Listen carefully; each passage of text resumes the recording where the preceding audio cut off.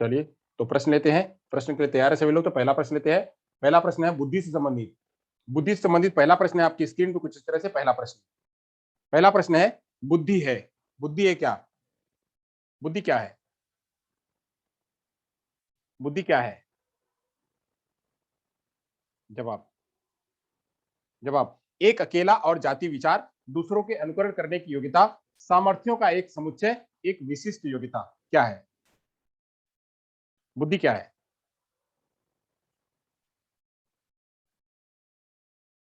बुद्धि? क्या है बुद्धि? किसको कहेंगे? बुद्धि किसको कहेंगे? जवाब। अच्छा, 11 मैसेज तो आ चुके हैं। बुद्धि के बारे में जवाब दीजिएगा।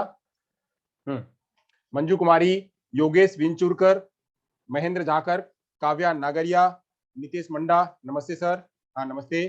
चलिए, तो क्या है? चार चार चार चार चार चार राइट आंसर, तो मतलब 4 जवाब आए हैं। चलिए देख लेते हैं क्या जवाब है। तो जवाब सही है। क्या है? वह विशिष्ट योग्यता है। बुद्धि एक विशिष्ट योग्यता है। सही है मयूरी दावी 4। बहुत बढ़िया। चलिए अगला प्रश्न लेते हैं। अगला प्रश्न है बुद्धि लब्धि या आईक्यू की अवधारणा किसने दी? बुद्धि लब्धि या आईक्यू की अवधारणा किसने दी? बीने ने दी, टर्मन ने दी, स्टर ने दी या गाल्टन ने दी? बुद्धि लब्धि या आईक्यू की अवधारणा किसने दी? बीने ने दी, टर्मन ने दी, स्टर ने दी या गाल्टन ने दी? जवाब। बीने ने दी, टर्मन ने दी, स्टर ने दी?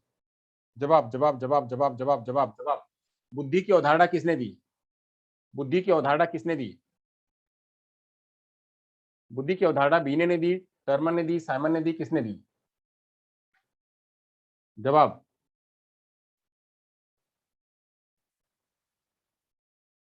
बुद्धि की अवधारणा किसने दी?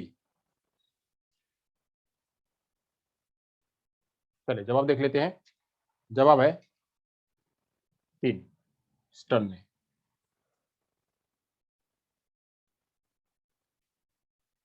बुद्धि की जो अवधारणा है वह किसने दी? स्टर ने दी। चलिए आगे चल लेते हैं। बुद्धि लब्धि, बुद्धि लब्धि, स्टन और टर्मन, स्टन और टर्मन दोनों है। स्टन और टर्मन दोनों है। टर्मन, यहाँ पे 3 नहीं है। टर्मन मैंने अभी पीछे बताया। टर्मन, टर्मन तथा कोहलमैन है। टर्मन बीने नहीं है। यहाँ पे बुद्धि जो आईक्यू है, आईक्यू देने का काम किसने किया? बुद्धि लब्धि का प्रत्यय टर्मन तथा कोहलमैन ने दिया हुआ। यहाँ पे स्टन नहीं है। यहाँ पे कौन है? और टर्मन है। टर्मन है 2। टर्मन इसका राइट आंसर है। चलिए अगला प्रश्न लेते हैं। अगला प्रश्न लेते हैं। बीने के अनुसार जिस उच्चतम आयु के स्तर के सभी प्रश्नों, बीने के अनुसार जिस उच्चतम आयु स्तर के सभी प्रश्नों को बालक सही हल करता है वह कहलाता है। वह क्या कहलाता है? बीने के अनुसार जिस उच्चतम आयु स्तर के सभी प्रश्नों का बालक सही हल करता है उसको कहते हैं टर्मिनल आयु, आधार मतलब टर्मिनल वर्ष, आधार वर्ष, क्रेडिट वर्ष, मानसिक वर्ष। क्या कहते हैं उसे? उसे क्या कहते हैं? बीने के अनुसार उच्चतम आयु स्तर के सभी प्रश्नों का बालक सही हल करता है उसे क्या कहते हैं? जवाब। जवाब क्यों नहीं आ रहे आप लोगों के? अटके पड़े हैं। जवाब, जवाब, जवाब, जवाब, जवाब, जवाब, जवाब, जवाब, जवाब, जवाब।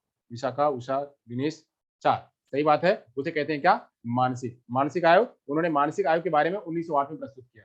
इन्होंने मानसिक आयु के बारे में 1908 में प्रस्तुत किया। चलिए इसका राइट आंसर वह 4 है। नहीं, आधार यहाँ भी प्रश्न गलत है। ये कैसे छूट जाता है सब? यहाँ पे ये 4 है। 4 इसका राइट आंसर है।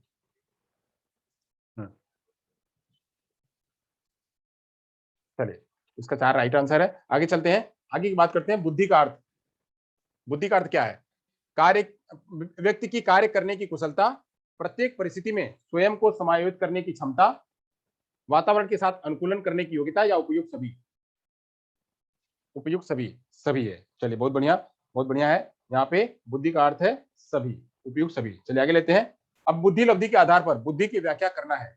बुद्धि लब्धि के आधार पर बुद्धि की व्याख्या करना है। जैविक उपागम के रूप में, मनोवैज्ञानिक उपागम के रूप में, सूचना प्रक्रम के रूप में या संक्रियात्मक उपागम के रूप में? संक्रियात्मक उपागम, उपागम के रूप में बुद्धि की व्याख्या करना है। किस रूप में? किस रूप में? मैंने 3 रूप पहले ही बताए हुए थे। 3 रूप बताए, तो उसमें से तीनों में से कौन सा एक रूप है? मैंने 3 रूप पहले ही बताया था, उसमें से तीनों में से कौन सा एक रूप है? जैविक उपागम, मनोवैज्ञानिक उपागम, सूचना प्रक्रम उपागम या संक्रियात्मक उपागम? क्या है? सही बात है, सही बात है। 4।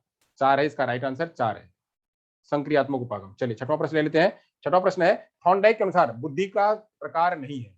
थॉर्नडाइक के अनुसार बुद्धि का प्रकार नहीं है, क्या नहीं बुद्धि का प्रकार? थॉर्नडाइक के अनुसार बुद्धि का प्रकार नहीं है क्या? थॉर्नडाइक के अनुसार बुद्धि का प्रकार नहीं है क्या? कौन सा बुद्धि का प्रकार नहीं है? कौन सा बुद्धि का प्रकार नहीं है?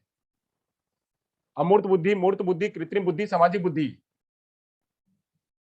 कौन सा बुद्धि का प्रकार नहीं है? जवाब जवाब जवाब जवाब जवाब। हाँ, तो यहाँ पे जो है वह कृत्रिम बुद्धि नहीं है, बाकी की अमूर्त बुद्धि, मूर्त बुद्धि, सामाजिक बुद्धि, ये सभी क्या है? वह बुद्धि के प्रकार है। तो बाकी ये जो है 3 कृत्रिम बुद्धि व बुद्धि का प्रकार नहीं है। चलिए सातवां प्रश्न लेते हैं। सातवां प्रश्न आपकी स्क्रीन पे है। सातवां प्रश्न आपकी स्क्रीन पे है। 8 वर्ष के बालक की मानसिक आयु 12 वर्ष है, उसकी बुद्धि लब्धि कितनी होगी? 8 वर्ष के बालक की मानसिक आयु 12 वर्ष है, उसकी बुद्धि लब्धि कितनी होगी? 100 होगी, 120 होगी, 150 होगी, 140 होगी, कितनी होगी? जवाब जवाब जवाब जवाब। चंचल चौहान 1, जगदीश 2। चंचल चौहान 1, जगदीश 2। जवाब श्रेणीदान 2, मनीष पटेल 3, दीनू राठौर 2। जवाब जवाब जवाब विशाखा 2, उषा कुमारी 2। जवाब उषा कुमारी 3, विशाखा 2। जवाब जवाब जवाब जवाब जवाब जवाब जवाब जवाब जवाब जवाब। कितना होगा? कितना होगा दिनेश बंजारा? जवाब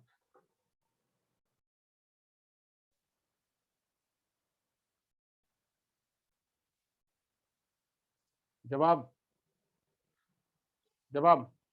चलिए तो यहाँ पे हमने कहा था क्या है इसका आईक्यू का फॉर्मूला? क्या है आईक्यू का फॉर्मूला? है MA mental age multiply by 10 upon chronological age. इसका फॉर्मूला ये है, IQ is equal to MA multiply by 100 upon chronological age, यानी मानसिक आयु, मेंटल एज मतलब मानसिक आयु गुणे 100 बटे क्रोनोलॉजिकल एज मतलब वास्तविक आयु। तो यहाँ पे मानसिक आयु कितनी है? मानसिक आयु कितनी दिया हुआ है? 12 वर्ष। 12 गुणे 100 बटे क्रोनोलॉजिकल एज कितनी है? 8 वर्ष। तो 8 वर्ष हो गया। यहाँ पे 2 4 8, 2 चौको 8 और यहाँ पे 50 और यहाँ पे 4 एकम 4, 4 तिया 12, 50 तिया 150। आईक्यू कितना हुआ? आईक्यू कितना हुआ? 150। इसका राइट आंसर कितना होगा? वह 150 होगा।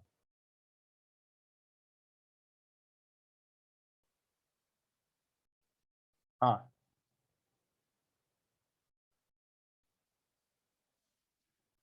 हाँ, और 2 भी ले सकते हैं आप, मतलब जो भी ले, हमने हमने तो 2 से ही काटा है। चलिए अब आपने भी सही कहा, हमने भी सही कहा, इस तरह से क्या है वह 150 का राइट आंसर है। चलिए तो इसका 150 राइट आंसर है। जिन लोगों ने 2 किया है वो 2 नहीं हो सकता है, 120 नहीं होगा, 150 होगा। चलिए समझ में आ गया? तो यहाँ तक 7 प्रश्नों की श्रृंखला थी, वो समाप्त होती है। Thank you so much. किसी कोई प्रश्न है तो हमसे पूछ सकता है, चैट करके पूछे।